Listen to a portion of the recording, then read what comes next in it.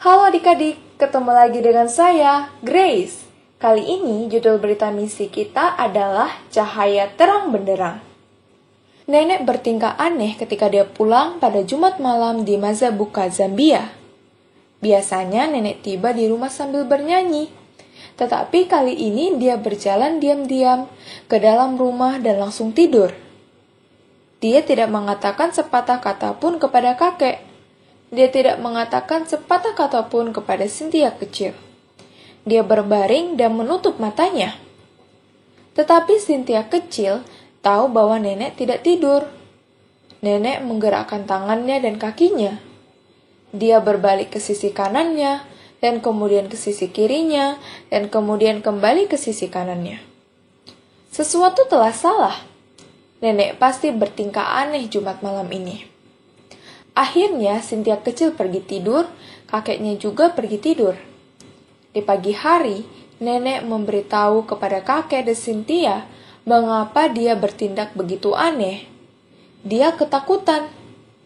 Dia berkata bahwa dia sedang minum di bar ketika matahari mulai terbenam.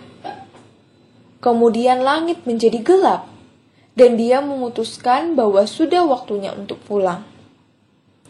Dia bernyanyi dengan keras saat berjalan di jalan yang gelap menuju rumah ketika tiba-tiba cahaya terang yang menyilaukan muncul di depannya.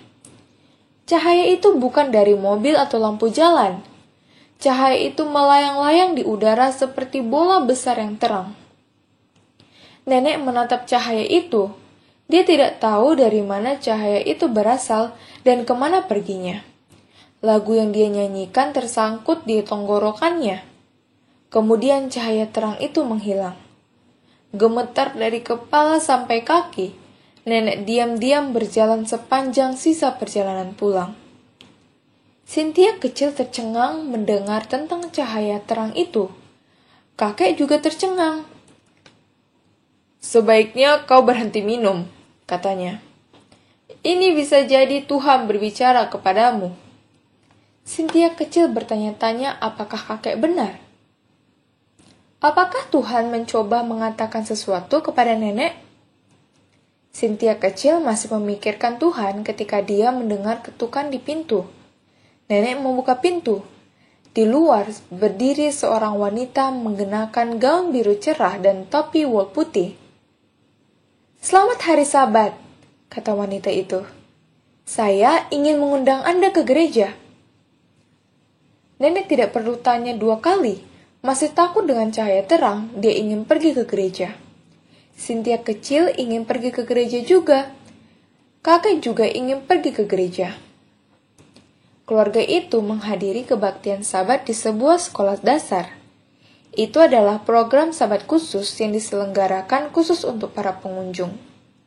Malam itu sebelum tidur, Cynthia kecil mendengar nenek berdoa untuk pertama kalinya.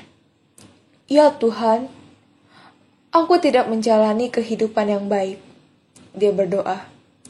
"Bantu aku berhenti minum." Malam berikutnya, nenek berdoa dengan doa yang sama. Setiap malam selama 2 minggu, Cynthia kecil mendengar nenek berdoa kepada Tuhan untuk meminta bantuan. Dia bertanya-tanya apa yang akan terjadi selanjutnya. Suatu pagi, nenek bangun dengan senyum lebar di wajahnya. Cynthia kecil tahu bahwa Tuhan pasti telah menjawab doa nenek. Dia benar, nenek tidak pernah minum lagi. Dia juga memberikan hatinya kepada Yesus. Tetangga terkejut melihat nenek tidak lagi minum. "Bagaimana caranya kamu berhenti?" kata seseorang. "Ceritakan tentang obat rahasia yang kamu dapatkan dari dukun itu," kata yang lain. Nenek dengan senang hati memberitahu semua orang bahwa tidak ada dukun yang menyembuhkannya. Dewa surgalah yang telah membantunya berhenti minum. "Obat yang saya pakai adalah doa," katanya. Nenek tidak berhenti berdoa. Cynthia kecil mendengarnya berdoa untuk kakek, dan kakek memberikan hatinya kepada Yesus.